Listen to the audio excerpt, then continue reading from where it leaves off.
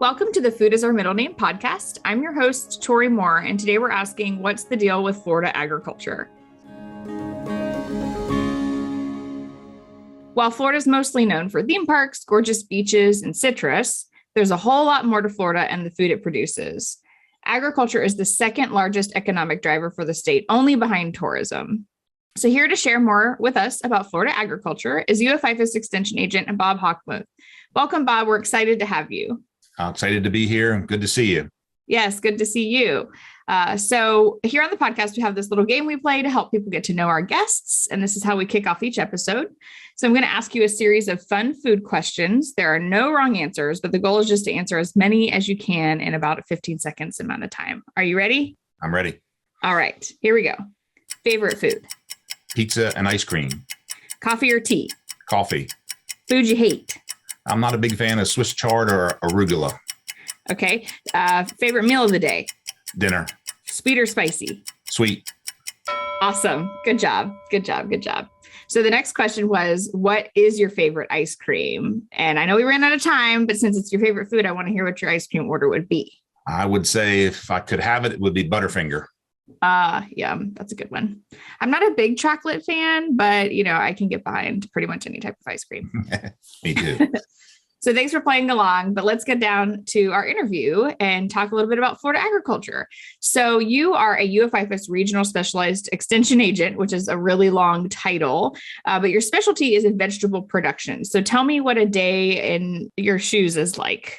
Well, I've got the responsibility of working with farmers in the vegetable industry in the Swanee Valley area. And so the fun days for me are working directly with them on their own farm and helping them to solve some particular problem, whether it's a water or nutrient management issue that we can help them with, or trying to identify some pests that might be involved in the crop and helping them to come up with solutions for those particular troubleshooting problems.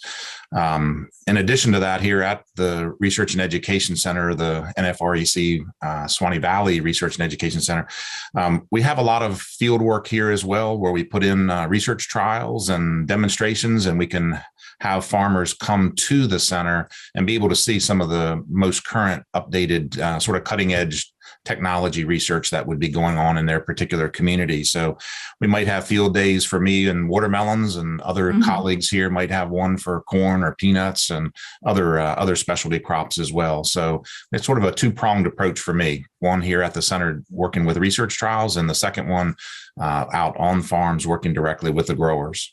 So you've mentioned agriculture in the Swanee Valley. Where is the Swanee Valley in Florida? Can you describe that to our listeners? Yeah, we use the term Swanee Valley here. It's not really a valley, but it's a region of Florida. And the two major urban areas that people would be familiar with would be Gainesville to the east and Tallahassee to the west. It's not entirely all the way up to those two cities necessarily, but we're talking about that region in there that sort of is represented by the bend of Florida, from peninsular Florida heading out to the Panhandle, but not in either one of those yet. So that's the region. We call it the Swanee Valley because the Swanee River is central to that area. So it comes across the Georgia line, the Swanee River, down to the Gulf of Mexico, and there's prime agricultural land on both sides, east and west of the Swanee River. Nice. So I think it's safe to say every day is probably quite different, right? Yeah, it's a really, really interesting job because of that. And things change so fast in agriculture, the adoption of technology, new crops. We have a lot of work being done on new and emerging crops that maybe have some potential in the future. So you're absolutely correct. It is really interesting in that no day is even remotely similar to the previous one or the next one coming up. So that keeps it fun. Yeah. And again, speaking of that variety, Florida's agriculture industry is really, really diverse. I think when most people think about Florida, if they think about food, they might think of orange juice, oranges. But tell us about Florida agriculture and what else we have here in the state. It is a huge and diverse industry. There's probably close to 300 different commodities that are grown, some on a large scale and some on a very, very small scale.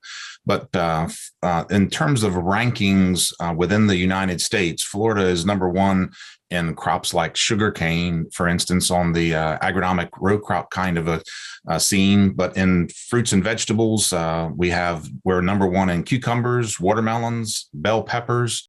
So you might be surprised that we're also among the top states in terms of cattle. And we have a number of different commercial fishing species, both shell and fin fish, stone crabs and spiny lobster and grouper, just for instance. We also have an emerging industry on the Cedar Key area for things like clams, and becoming a very high producer for clams. We're also number one in terms of production of ornamental fish. So that's an interesting one. Most of those are things that we're eating, but we also produce a number of other commodities that are not necessarily eaten, but also really important in our Florida agriculture system. And they would include things like landscaping plants, palms and broadleaf evergreen crops. We also have a high production capacity for aquatic plants. And then the other one that kind of is hidden a little bit in there on the ag side, although it represents 40% of the land mass, is the forest lands. So most of that is for timber sales. So that just gives you a little bit of an idea of the diversity going on here in Florida. Certainly, when you think about Florida, you think about citrus, and we are still the number one state in terms of oranges, and trying to hang on to that capacity with grapefruit as well. Although there's some struggles in our citrus industry with some diseases that have provided some tough conditions for our citrus producers. Right. And we're going to talk about some of those challenges later, not only for citrus, but for farmers in general. But earlier I mentioned, that Florida's agriculture industry is one of the top revenue generators for the state, only usually behind tourism. So how do those two interact? I'm thinking of when, COVID hit. And I know some people are probably just so tired of hearing about COVID, but, our tourism industry really tanked here in Florida. People couldn't get here. Our theme parks were closed. Where did ag stand as far as, the economy and maybe keeping Florida going? Yeah, during those periods of time when the tourism industry does struggle a little bit, as you've mentioned, I think agriculture is just steady. And so there's periods of time when it actually becomes the driving force of the economy here in Florida, and actually becomes the number one industry when tourism has challenges like we had both in the post 9/11 era and as well with COVID. So agriculture is able to just stay consistently strong during that whole period. We have amazing capacity of our farmers here, and they need to be able to supply food to the rest of the country, and in some cases to the rest of the world. I look at it as just the steadying force in our agricultural economy, and oftentimes becoming the number one industry and a driver of our economy here in Florida. Right. So with all these crops, we're talking about this diversity. I mean, there's so much happening. I think, again, when you drive through Florida, you often see rows and rows of maybe, cookie cutter looking homes, but how are we able to produce so much? Where are these crops grown? I mean, there's got to be quite a bit of farmland out there somewhere, right? There is, and it tends to still be in concentrated regions, but we have agriculture from the furthest tip of South Florida all the way to the far west in the Panhandle. We have agriculture throughout the state without question. The further south you go, the more important it becomes. We're sort of the winter producer for a lot of fruits and vegetables during that period of time.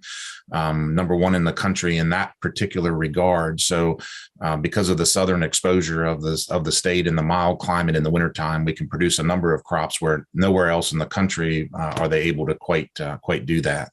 The challenge is that where people maybe have lived in an urban area their entire life and are not familiar with agriculture, not familiar with the slow moving vehicles on the roads and the other things that come along with ag production in an area, that if they're not used to that, sometimes it does become a strain on relationships between urbanization in the middle of a big agricultural area. So learning to live together and understanding that sometimes you're going to have a tractor going down the road with a piece of equipment on it that you need to be conscientious of. That's right. That would be the types of challenges that happen where people just are not familiar with the kinds of things that go on in agriculture, whether it's livestock or food production in terms of crops, either way. However, there is a very interesting dynamic that happens in sort of that urban and rural interface where perhaps a farmer on the perimeter of an urban area can become a farmer that supplies specialty crops to the community. And those might be through a community supported agriculture type of a farm arrangement. They may also have direct farm sales or take products to the farmers markets. And so oftentimes the profitability there is favorable because you're selling directly to a consumer and they want fresh products and are oftentimes willing to pay a little bit more for that product than we would if we were going to wholesale ship it to somewhere else in the country. So it is an interesting dynamic with plenty of challenges, but also with plenty of opportunities. Yeah, I think we're seeing some of that landscape shift a little bit. I know IFAS does research on that, but I think people get excited about having a local farmer that they can build a relationship with. Like you said, in community supported agriculture or CSAs, they can give some feedback about what the farmer's growing and what they like, what they don't like. I think that it's really, really, we have a lot of really big farms. We have some of those smaller producers, and the landscape has changed a little bit over the years, and people are getting really into where their food comes from, which is exciting to see because it benefits everybody, the big guys and the little guys, right? Yeah. And in terms of the total numbers there, it's interesting that we have somewhere between 47 and 48,000 farms here. It's been pretty consistent over the last 5 or 6 years. So that's the total number of farms. And of that, there's probably around 80% of those that would be classified as a small farm. So we actually have, a smaller percentage that are producing the majority of the crop. It sort of follows a little bit of that 80-20 rule that oftentimes happens where we have 80% of the farms that are smaller than maybe producing something less than 20% of the product. Whereas we have the other 20% that are on the larger scale, and they're the ones that are really supplying the food outside of Florida as well as inside of Florida, but have the capacity for large productivity. Right. So how long has Florida been a major ag state? I mean, and again, I know the numbers change over the years, but is it new to the state? Is it not? No, it's really not. If you go back in time, the parts of the industry like sugarcane and cattle and even some of the vegetable crops have been produced here in Florida for a number of years, especially on the cattle side. There was sort of a free range time frame when you would drive cattle from one part of the state to the other and put them on a boat and ship to Cuba and other places. So agriculture itself is not new. I think the thing that probably is new is the diversification, certainly in crops and the ornamental industry, for instance. That area has boomed with the population. So what about Florida makes agriculture able to thrive here, right? Why are we the powerhouse that we are for agriculture, not just for diversity, but also quantity that we produce? Well, a couple of things that are going for us. We certainly have the climate that is favorable for much of the year. So we're not going to have hard winters that are going to take us out of production during a major part of the year. So we typically have something that's growing in this state somewhere all the time, 12 months of the year. So the climate is very favorable for us to produce a wide variety of crops. The market demands an abundant supply of fresh fruits and vegetables, especially in the wintertime, which plays into our favor. There's not very many other states that can do that. California, Texas, and Florida perhaps would be the ones that immediately come to mind. So there's an opportunity for the market there. The other thing that is in our favor is we have high quality water supply in most of the state. so that we have an abundant supply of water, although it is becoming challenged as we move forward to be able to share that abundant, valuable resource between the urbanization and the people that need it, and the industry that needs it, farms that need it. But we do have high quality water in much of the state that helps us to be able to grow those crops over that long period of time during the year. So those are the couple things that come to mind. Because of the market opportunities that we have, especially early in the season, January through May, let's say, Right. that there's not a lot of places that have fresh fruits and vegetables during that period of time. So our industry is mostly driven towards the fresh market industry. I'm going to interrupt you for a moment. Okay. When we say fresh market, we mean picked off of a crop vine or, or bush plant and sent straight effectively, I know it has some stops, but to a grocery store versus being processed into something else, right? Yes. Yeah. And I'll use maybe a simple example like cucumbers. We can harvest fresh cucumbers and ship them all the way across the country, wherever they need to go without any actual processing. We're going to keep them clean and follow the food safety principles and so forth, in comparison to something where we would turn that cucumber into a pickle. Right. So, so we're not doing those kinds of processing very much in terms of freezing and pickling and those kinds of things. But because we have the opportunity and the advantage to be able to sell at a little higher price in the fresh market, that's what drives a lot of it. So you don't see a lot of processing here on the vegetable side. Certainly the processing on the citrus side for juice is a whole different story. Right. There is processing there, but most of our vegetable industry is for fresh market. Okay. And that's, like you said, definitely unique. And then hitting that winter market, I think, is huge, because if anything, I think, correct me if I'm wrong, but I think we slow down sometimes from a production standpoint in the summer because of the heat, the humidity. I mean, if anything, that's when we slow down, when other areas of the country are ramping up a little bit, right? Yep. Very, very true. In many of our important commodities. However, you have in the northern part of the state here where I'm located, agronomic crops like corn and peanuts and soybeans to some extent, but those are the crops that are grown over the summer. So we're going to be harvesting field corn, for instance. When I say corn, I mean, in this instance, field corn that would be used for grain for livestock feed and that type of thing. And those crops are harvested in the late summer and then peanuts in the fall.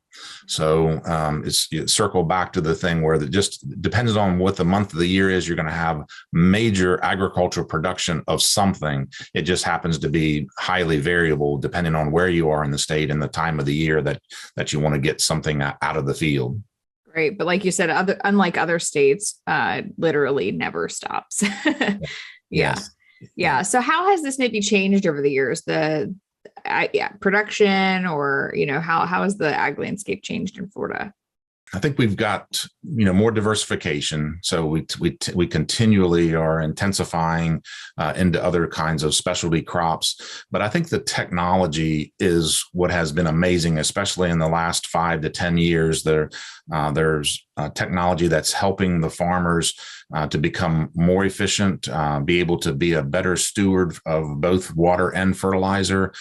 So as the thing that comes immediately to mind is the adoption of technology, whether it's an auto steer type of tractor or soil moisture sensors that help us to be able to look into the root system of the farm, basically, and determine how much water is in that root zone. When do we need to irrigate? How long do we need to irrigate?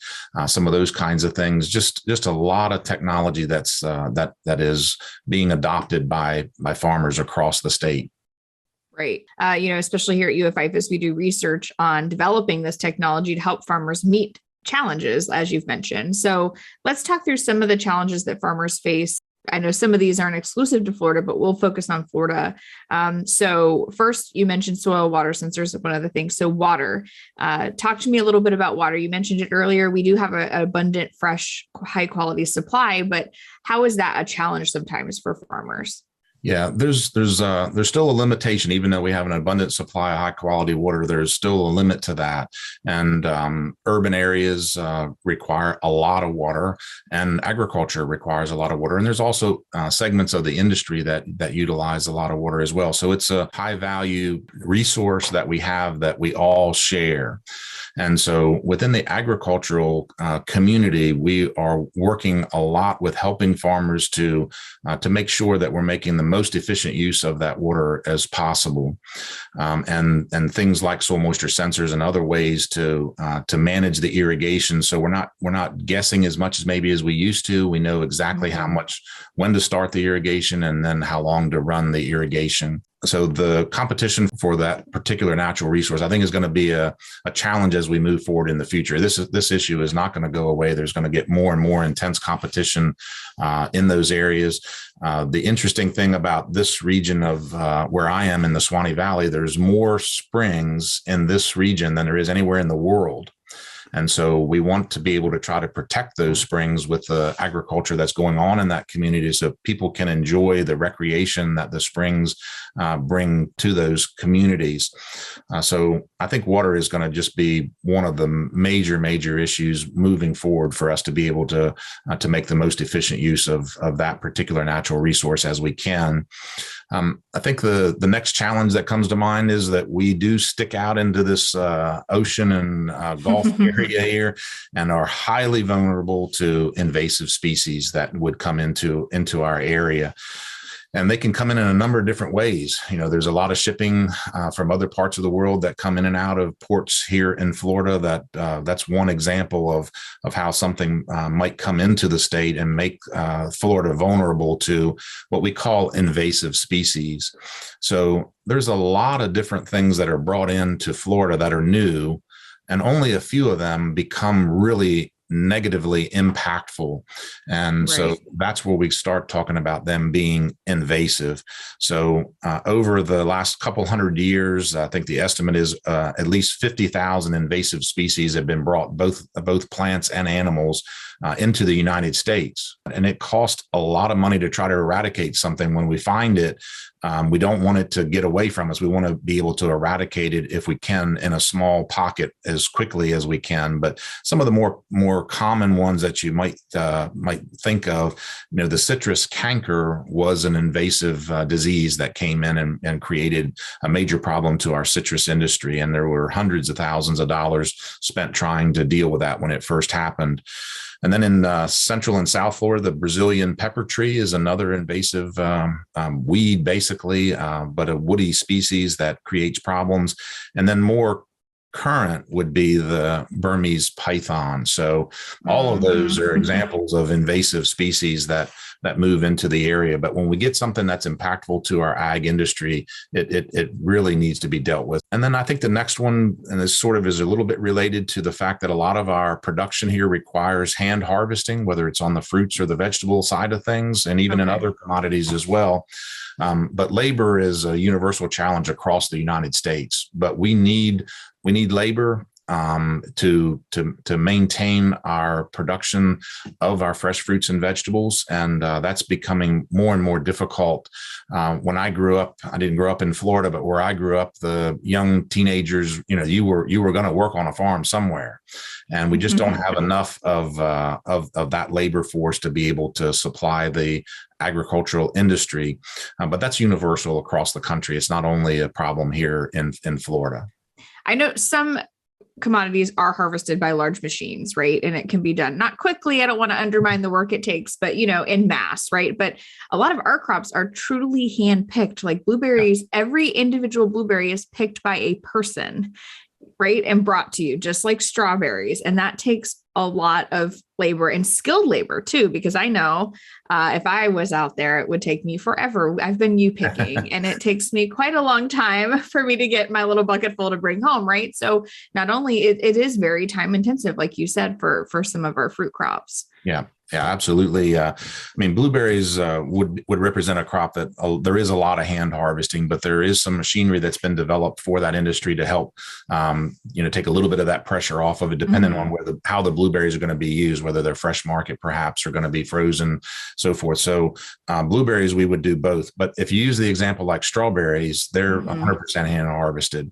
Watermelons, cantaloupes, bell peppers, cucumbers, all of those would require hand harvesting, and for the most part, the citrus industry is the same way. But I think what we're seeing, there is a lot of research on robotics and how that could potentially play a role in harvesting. So there's a lot with our agricultural engineers that are working on those types of things to be able to mechanize. We see it every day, where maybe traditionally there was a high dependence or 100% dependence on labor. There is work being done in certain crops, and if you think about that, robotics harvesting a strawberry based on the color, right? It's incredible to think about the possibility that brings. Right, because they have to be harvested, just for it to, give the understanding, they have to be harvested ripe, effective. They don't ripen off the bush. Yes. Is that correct? Yeah, no, you're going to be harvesting a strawberry that is essentially entirely red. And highly perishable. So not only do you like the machinery to pick out a red one versus a pink one versus a white one, that would be relatively easy to do perhaps. But now we've got to figure out, how are we going to actually take that strawberry that is relatively delicate off of that plant and put it somewhere. But that's the kind of thing that there's a lot of progress actually being made in those areas. So we're seeing that type of technology being developed by our engineers to be able to try to help in those issues where we can make some mechanization to help us with that with that issue as we move forward. So it's a fascinating thing. There's just all kinds of interesting equipment technologies that are available now. If you're running a sprayer down a citrus orchard and you've got a couple of trees missing, that they can sense that there's no tree there, so we stop the sprayer. The sprayer stops itself and then picks it back up when it has another tree. If it's a big tree, it gets more. If it's a little tree, it gets less.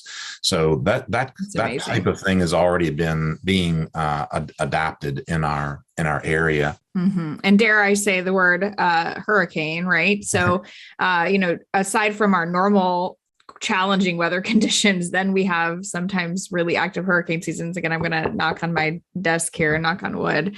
But that adds a whole additional challenge, right? Absolutely. And, the closer you are to the perimeter of the state, the more devastating that is likely to be. So some of these strategies where industries are being developed are sort of landing and developing in the internal part of the state, where that might be a little bit less of a risk. But not only do we have the hurricane issues from a weather standpoint, but we have extremes, like extreme dry periods, extreme wet periods that are associated with it. And then the humidity, just the high humidity over that summer period here, that provide perfect conditions for a lot of pests, a lot of the diseases that need that constant moisture. So there are a number of crops that are really difficult to grow in the summer here because of the intense climate, and we certainly see more extremes in this in the weather events. Right. So another thing I want to talk about is the concept of family farms. So we've talked about, some smaller farms and some of the larger farms and the different challenges they face. But tell me about the landscape here in Florida as far as family farms, or are these larger corporate farms? Yeah. I think a lot of times when somebody sees a big farming operation, they might automatically assume that it's some type of a corporate entity outside of Florida that's doing that. But in reality, the vast majority of our farms are still owned and operated by family farms. So there's very little of the sort of the corporate type of farming in the area. I'm not saying that there isn't any, but for the most part, we still have families that are multi-generational here in Florida that are operating these farms. Almost if you take just the percentage of that 47,000 farms that are in Florida, you have a very small percentage of that number that would actually be in that corporate farm kind of an entity. However, we do see changes in land ownership. So we do see some of that moving into our agricultural areas. And in some cases, it might be folks that are seeing the future, the ability to maybe urbanize an area and take it out of agriculture and put it into communities or things like that. And if we owned a 500-acre farm and somebody came to us with an offer like that, it's really difficult for these farmers to say, no, I want to continue to farm. Right. It's in their blood. They don't know any other way, and they're committed to do it. But it is becoming really difficult for the farms to maintain that land in agriculture. So we do see that strain coming, and there's when you get that outside entity investors that come in, it makes it difficult for them to maintain that. The majority of our farmers, or the average age of our farmers here in Florida, is about 59 years old.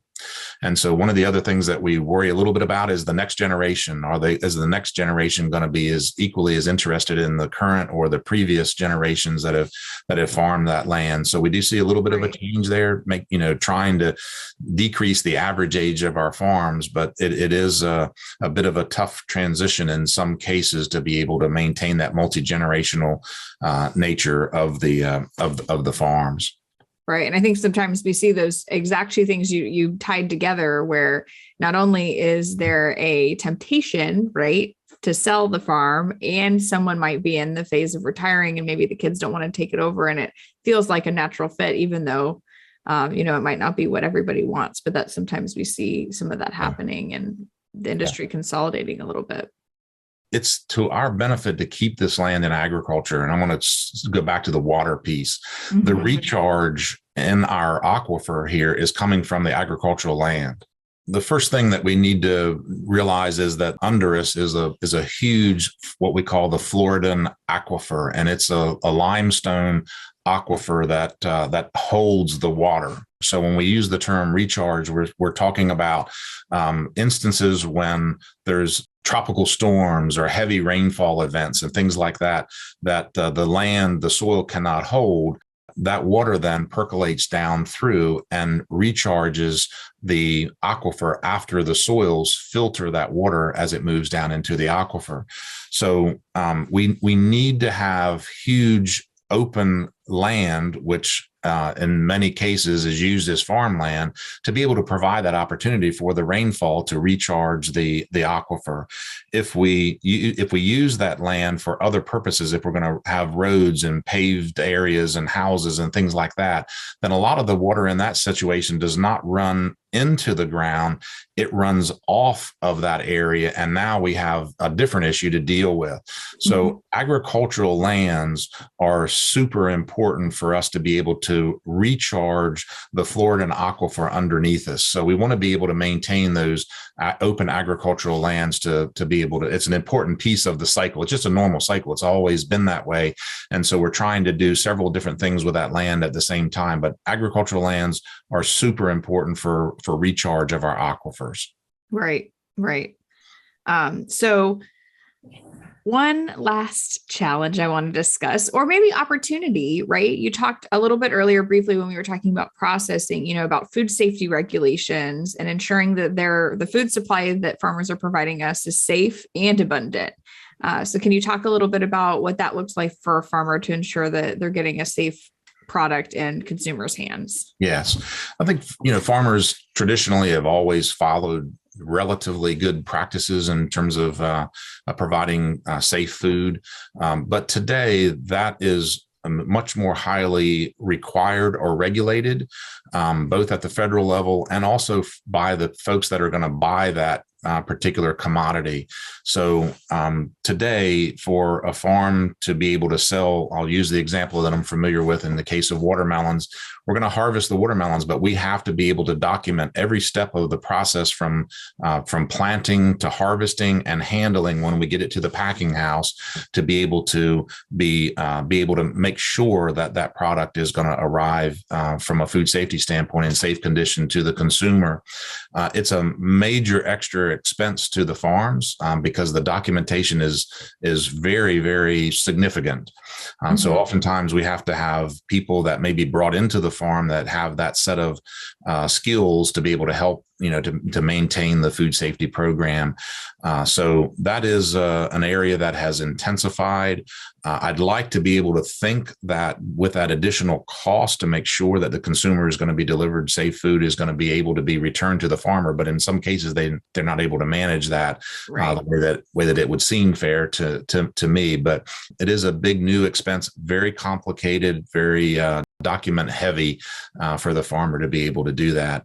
But the farmers have stepped up to that challenge, and it's just become the normal part of doing business now. If you're going to be selling, especially fresh fruits and vegetables, not all agricultural commodities. If it's going to be a livestock food, it's a whole different circumstance. But when we talk about the majority of our agricultural products, fresh fruits and vegetables, there is a food safety program in place that assures the consumer that the farmer's doing everything that they can to make sure that they're supplying a safe product. Right. So we've talked a lot about how, the challenges farmers have and how they've overcome them, maybe by their own effort or IFAS research elsewhere. But what can general Floridians or consumers do, regular people even visiting Florida, that can support Florida agriculture? So when you go to the grocery store, you can certainly look for the Fresh from Florida labels. And that's a program that's run by the Florida Department of Agriculture and helps you to identify that that product is in fact grown here in Florida. Fresh from Florida would be the label that you'd be looking for. I think in addition to that, you just want to read labels, period. And if it doesn't happen to be in the Fresh from Florida program, but you can identify that, this was produced in Florida, that certainly helps to strengthen and stabilize, make sure that we have the stabilized economic driver in agriculture for the state. On a local level, I think it's important that people get to know what's out there within a mile or 2 or 10. Are there opportunities for them to go to a U-Pick operation? Are there opportunities to buy things directly from a farm or from a local farm stand? There are unique marketing methods that farms put together called community-supported agriculture, where there's almost like a subscription type of an opportunity for folks to buy a subscription and know that every week they're going to get a basket of a variety of crops from that particular farm. So I think getting to know what's around and available is another piece that the consumer can identify with and experience that.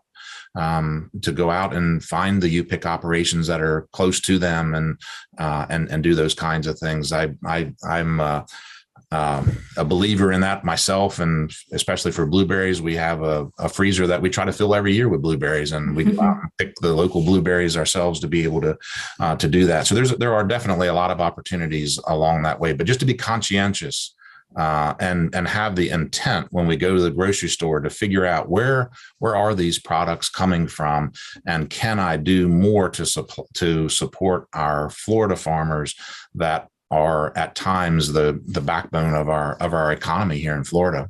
If we don't, if we see that reduction in the strength of the agricultural industry, then I feel like there's a lot of dominoes that are not positive. Right.